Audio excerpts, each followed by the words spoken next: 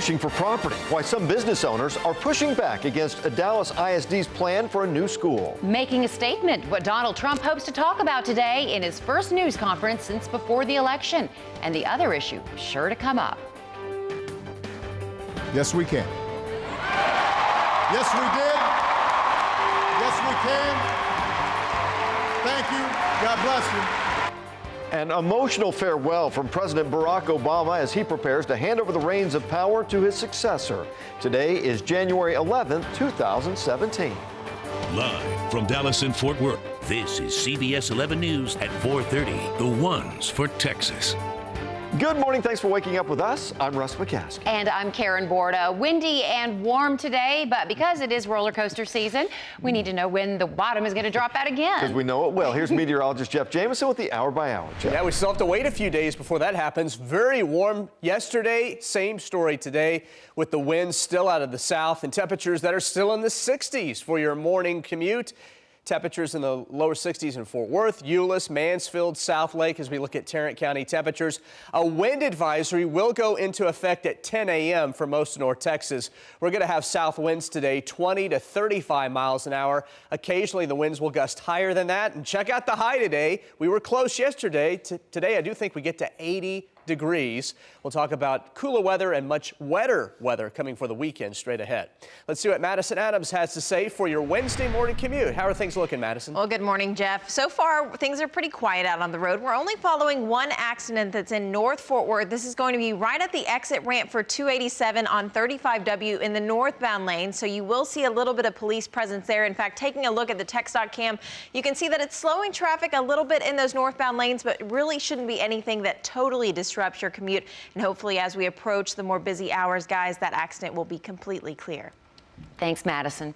New this morning, in the last 2 hours, a spokesman for Vladimir Putin denied allegations that Russia has compromising information about President-elect Donald Trump. Unsubstantiated reports came out yesterday saying the country and the country had personal and financial information about Mr. Trump, and that both he and President Obama had been briefed on the matter. The president-elect quickly tweeted that it was fake news. The subject sure to come up later this morning when the president-elect holds his first news conference since July. He's scheduled to talk about turning over his business to his children, Donald Jr. and Eric. Also today, multiple picks from Mr. Trump's incoming cabinet are facing the Senate on Capitol Hill, including his pick for Attorney General and current Senator Jeff Sessions. Breaking with tradition, fellow Senator Cory Booker is expected to testify against Sessions, along with civil rights icon Representative John Lewis. Sessions vehemently denied racism allegations against him during his testimony yesterday. I abhor the Klan and what it represents and its hateful ideology. Former ExxonMobil CEO and Texas native Rex Tillerson's Secretary of State confirmation hearing begins today. He could face one of the tougher confirmation fights because of his close ties to Russia. The two Republican senators, John McCain and Marco Rubio, have already expressed their concerns. On the other hand, Elaine Chao's confirmation for Transportation Secretary is expected to go smoothly. She is the wife of Senate Majority Leader Mitch McConnell and served as Labor Secretary for President George W. Bush. As some are looking ahead to a new president, others are taking a look back. Thanks, Obama. If you look closely, you can see that was the message strategically placed on a building, lit on a Chicago building, wishing the outgoing president the best as he gave a sometimes emotional farewell speech last night. Well, President Barack Obama was in his adopted hometown of Chicago last night to deliver that farewell address to the nation. It's a tradition that began with America's first president. CBS's Weijia Zhang highlights his address.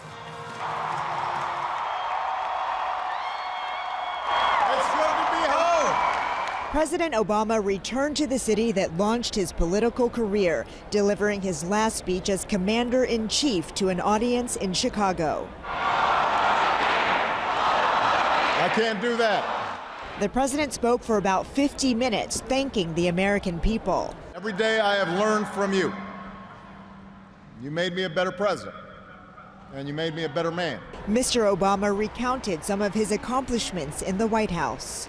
If I had told you 8 years ago that America would reverse a Great Recession, take out the mastermind of 9/11, win marriage equality, and secure the right to health insurance. You might have said our sights were set a little too high. He also spoke of disappointments. Race remains a potent and often divisive force in our society. The president used this speech to encourage supporters to engage in the political process and to keep fighting for the issues they believe in. But he also had a cautionary tale about the current political climate. If we don't create opportunity for all people, the disaffection and division that has stalled our progress will only sharpen. The president saved his most heartfelt thanks for the First Lady, their daughters, and the Biden family, who joined him on stage to say goodbye. Weijia Zhang, CBS News, Chicago. President Obama's younger daughter, Sasha, was noticeably absent from the farewell speech. A White House official tells CBS News she stayed back in Washington because she has an exam this morning. The Obamas will remain in Washington after the president leaves office so that she can finish school. And as one president says farewell, another man prepares to take office. Join us January 20th as we bring you live coverage of the inauguration of Donald Trump to the presidency. New this morning, a man wanted for murder in Balch Springs is now behind bars. Police took him into custody overnight after a ground search that began with a chase in Irving. Police say that the suspect and another man ran into the woods just off of 35 near Northwest Highway exit, and that's when a DPD helicopter and K-9 units then joined the manhunt, eventually catching both suspects. We are working to learn the name of the murder suspect.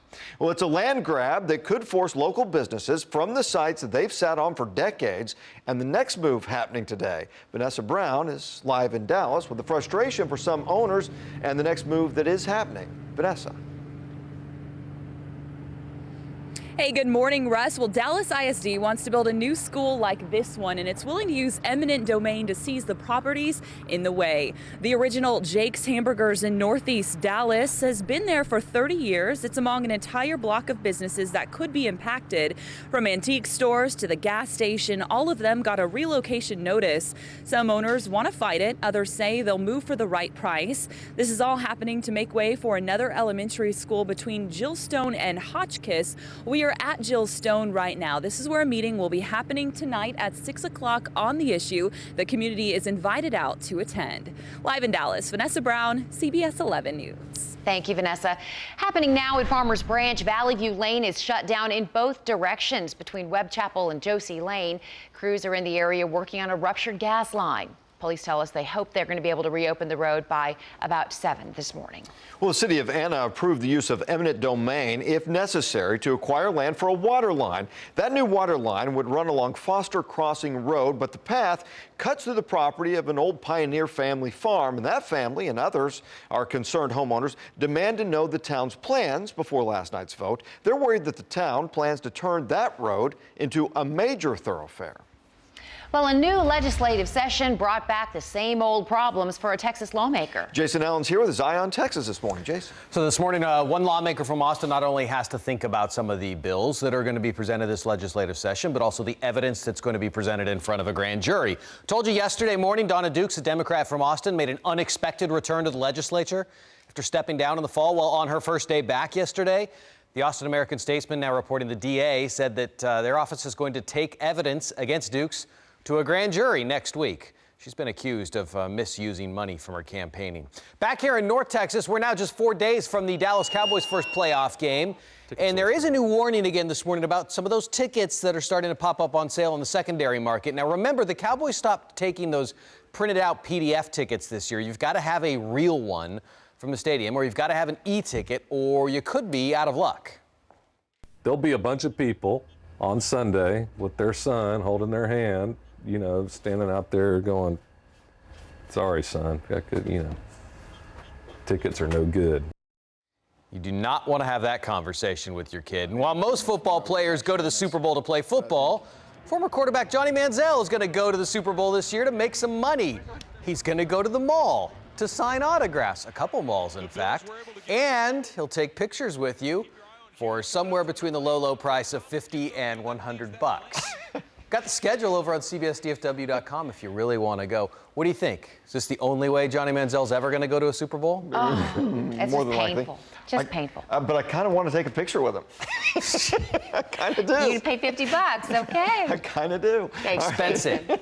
Thank you. Jason, thanks. Well, it seems like riding a horse is the ultimate expression of freedom and the Wild West. Kaylee O'Kelly reports on a special challenge designed to celebrate and inspire those who they'd never dreamed they'd be able to ride.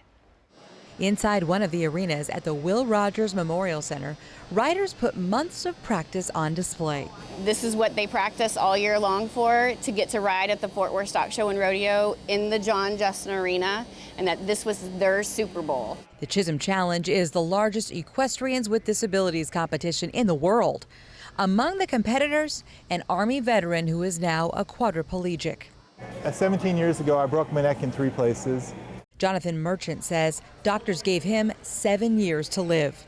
Today, he and about 200 others with a variety of disabilities performed in front of families, friends, and supporters.